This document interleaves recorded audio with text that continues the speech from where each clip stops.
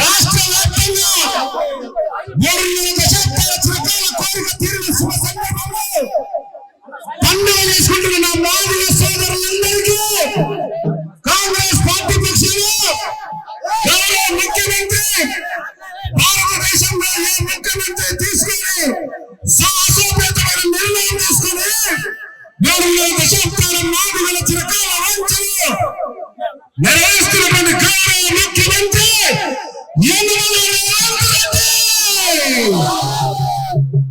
వారి సహచర మంత్రివర్గులందరికీ శాసనసభ శాసన మండలి సభ్యులందరికీ హృదయపూర్వకంగా 52 లక్షల మంది మాదిగ సోదరుల తరపున హృదయపూర్వకంగా అభినందనలు కృతజ్ఞతలు ప్రధానమంత్రులు తెలియజేస్తా ఉన్నాం.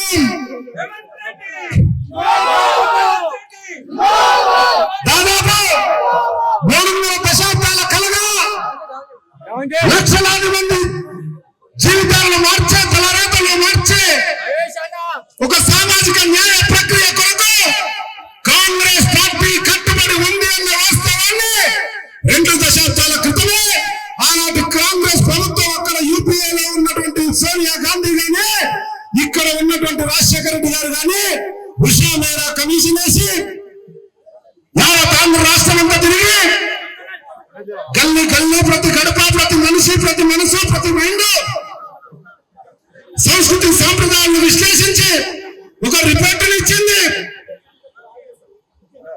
ఆ రిపోర్టు చివరి అంకానికి చేరి మాదిగల కళ నెరవేరే సందర్భంలో తెలంగాణ ఉధృతంగా వచ్చిన సందర్భంలో ఆగినటువంటి ప్రక్రియ తదుపరి ఎన్నికల్లో అక్కడ బీజేపీ ఇక్కడ బీఆర్ఎస్ పార్టీ అధికారంలోకి వచ్చింది. మిత్రులారని అందరూ గమనించారు. కానీ అక్కడ భారతీయ జనతా పార్టీ గాని ఇక్కడ బీఆర్ఎస్ పార్టీ గాని 10 సంవత్సరాలు 50 లక్షల మంది మాదిగల చిరకాల వాంఛ వాళ్ళ జీవితాలను మార్చే అంబేద్కర్ స్ఫూర్తితో రాజ్యాంగ స్ఫూర్తితో ఆర్టికల్ 3తో ముందుకు పోవాల్సినటువంటి ప్రక్రియను ఏమాత్రం పట్టించుకోలేదు. కానీ కాంగ్రెస్ పార్టీ రాహుల్ గాంధీ గారి నాయకత్వంలో పదే అడుగుతూనే ఉన్నాం.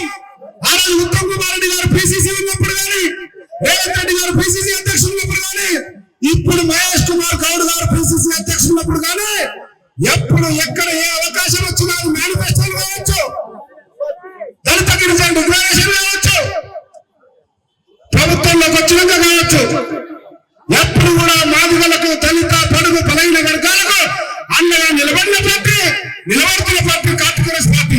కానీ 10 సంవత్సరాలు అక్కడ ఇక్కడ అధికారంలో ఉన్న బీజేపీ కానీ బీఆర్ఎస్ కానీ ఏమాత్రం మాదిగల ఆర్తనాదాలను పట్టించుకోకుండా చెత్త బుట్టలో వేసింది. మాదిగల కడుపు మంటలు మాదిగల తలరాతలను కాలవేసింది 2 ప్రభుత్వాలు. అటువంటి సందర్భంలో ఆ రోజు శాసనసభలో ఉన్న నేను అయ్యా ముఖ్యమంత్రి గారు మాదిగల పక్షాన్ని అడుగుతా ఉన్నా, మా గుండె చప్పుడు మా కడుపు మంట తెలుసుకోండి, కేంద్ర ప్రభుత్వానికి నివేదించడంలో మాదిగల మీద ఓటేశారు కదా, ఎందుకు వారి ఆర్తనాదాలను తీర్చడానికి ఎందుకు వాళ్ళ తలరాతలు మార్చడానికి ప్రయత్నం చేయలేదని అడిగితే 119 శాసనసభ్యులున్న శాసనసభలో ఒకే ఒక్కడు మాదిగ గొంతులకు అండగా నిలబడ్డాడు. ఆయనే యనమల రేవంత్ రెడ్డి.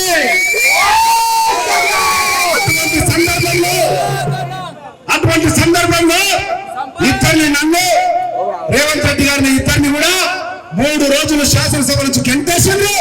మాదిగల గొంతు మాదిగల గుండె చప్పుడులో శాసనసభ వేదికగా వినిపిస్తారా బిడ్డలారా?